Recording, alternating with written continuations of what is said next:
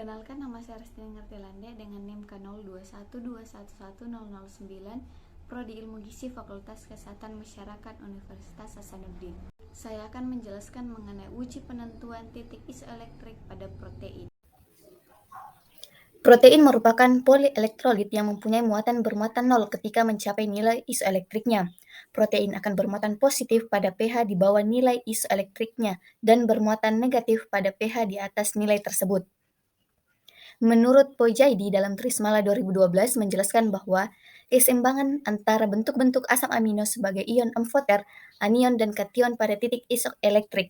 Tetapi sebagian besar molekul asam amino terdapat dalam bentuk ion amfoter, dan hanya sedikit yang terdapat dalam bentuk kation dan anion dalam jumlah yang sama. Uji penentuan isoelektrik adalah salah satu metode analisa protein secara kualitatif. Uji kualitatif adalah uji yang digunakan untuk mengukur respons positif atau negatif suatu ion, senyawa, dan larutan. Protein mempunyai titik isoelektrik yang berbeda-beda. Titik isoelektrik adalah daerah pH tertentu di mana protein tidak mempunyai selisih muatan atau jumlah muatan positif dan negatifnya sama, sehingga tidak bergerak bila diletakkan dalam medan listrik. Pada pH isoelektrik, daya kelarutan protein minimal sehingga menyebabkan protein mengendap karena pada saat itu muatan listriknya 0. Tujuan dari uji penentuan titik isoelektrik adalah untuk mengetahui titik isoelektrik atau pH isoelektrik dari protein secara kualitatif. Prinsip uji: seperti pada asam-asam amino bebas, protein mempunyai titik isoelektrik yang berbeda-beda. Titik isoelektrik adalah daerah pH tertentu di mana protein tidak mempunyai selisih muatan atau jumlah muatan positif dan negatifnya sama, sehingga tidak bergerak bila diletakkan dalam medan listrik. Pada pH isoelektrik, daya kelarutan protein minimal, sehingga menyebabkan protein mengendap.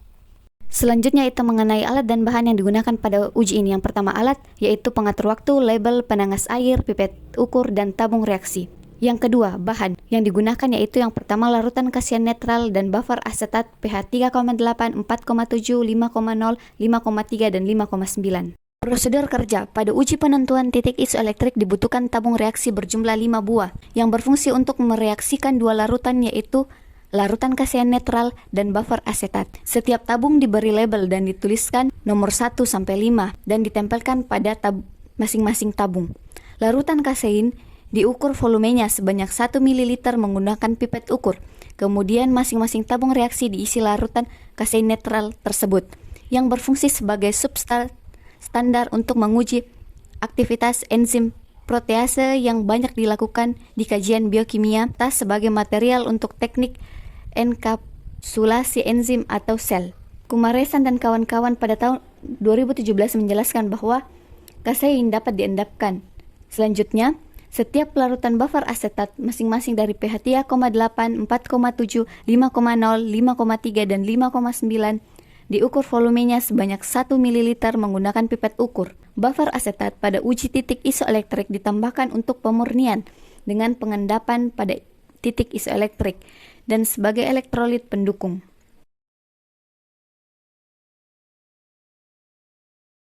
Pada masing-masing tabung reaksi ditambahkan larutan buffer asetat yang telah diukur sebelumnya dan dikocok dengan baik. Lalu dicatat derajat kekeruhannya setelah 0, 10, dan 30 menit dihitung menggunakan pengatur ataupun penghitung waktu. Menurut Burgess dalam Pertiwi 2016 menjelaskan bahwa kekeruhan akan mengalami penurunan apabila muatan negatifnya lebih banyak dari muatan positifnya. Pada pH isoelektrik, protein memiliki polaritas minimal sehingga menyebabkan protein mengalami koagulasi. Kekeruhan awal yang tinggi akan memberikan efisiensi penurunan kekeruhan yang lebih besar daripada kekeruhan awal yang rendah. Pada proses pengocokan buffer asetat dengan larutan kasein inilah bisa terbentuk endapan maksimal. Protein mengendap maksimal pada konsentrasi 90%. Selanjutnya, semua tabung dipanaskan pada penangas air yang bertujuan untuk mempercepat reaksi sehingga endapan maksimal.